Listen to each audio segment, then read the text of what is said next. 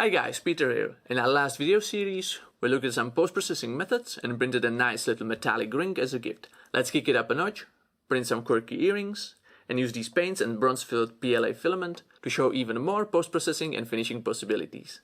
So let's start! Just as in the previous videos about 3D printing gifts and post-processing 3D prints, we could design our own models, or download them from one of the many model databases. To keep these videos short, we'll head over to the Thingiverse and search for a design that would catch our eye. These leaf-shaped earrings by user Lord Taylor, link in the description, seem like exactly what we're looking for, so let's download them. After downloading our models, we'll expect them in 3D Viewer.